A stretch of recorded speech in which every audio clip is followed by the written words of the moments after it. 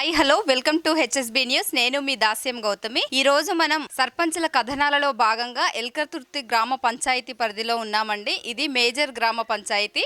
ఇక్కడ TRS party బలపరిచిన అభ్యర్థి ఘన విజయం సాధించడం జరిగింది. మునిగడప లావణ్య గారు, శేషగిరి గారు. వారితో మాట్లాడే ప్రయత్నం చేద్దాం రండి. సర్పంచ్ గారు నమస్కారం అండి. నమస్తే అండి.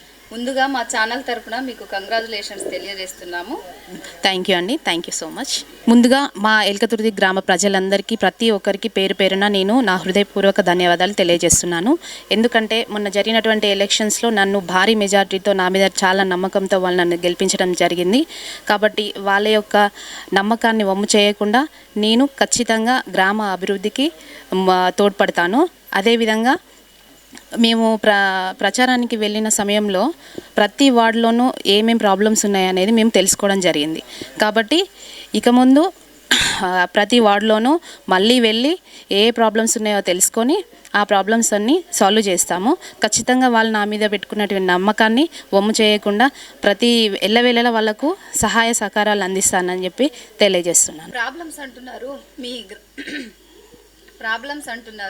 మీ గ్రామ పంచాయతీలో ఫస్ట్ ఏ ప్రాబ్లం ఉంది? మా గ్రామ పంచాయతీలో ముఖ్యంగా మేము గమనించింది ఏంటంటే సీసీ రోడ్లు కానివ్వండి, డ్రైనేజెస్ కానివ్వండి, చాలా ఇబ్బందుల్లో ఉన్నది. ఆ ప్రాబ్లం ఫస్ట్ క్లియర్ చేస్తాము. అదేవిధంగా అంగన్వాడీ కేంద్రాలకు వెళ్ళడం జరిగింది. అవి కూడా తెలుసుకున్నాము. వాళ్ళకు కూడా మన సహాయం అనేది ఖచ్చితంగా చేయాలి. వాళ్ళ ప్రాబ్లమ్స్ కూడా క్లియర్ చేస్తాము. అదేవిధంగా గ్రామంలో ఉన్నటువంటి టెంపుల్స్ కొంతవరకు మనం చేయాల్సిన వర్క్ ఇంకా పెండింగ్లో ఉంది.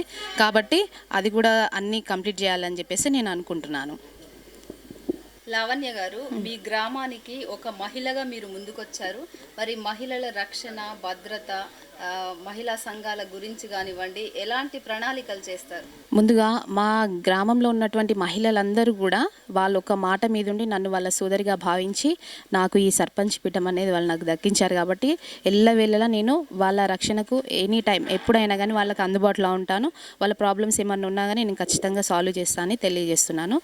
అదేవిధంగా మేము ఇంకొక విషయం ఏమనుకున్నామంటే గ్రామంలో సీసీ కెమెరాలు కూడా అందుబాటులోకి తీసుకొద్దామని అనుకుంటున్నాము.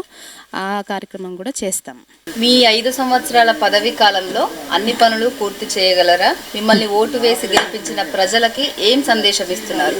ఖచ్చితంగా తప్పకుండా ఈ 5 సంవత్సరాల కాలంలో మేము మన గ్రామ అభివృద్ధికి ఖచ్చితంగా కష్టపడి గ్రామంలో ఉన్నటువంటి ప్రాబ్లమ్స్ అన్నీ సాల్వ్ చేస్తాము.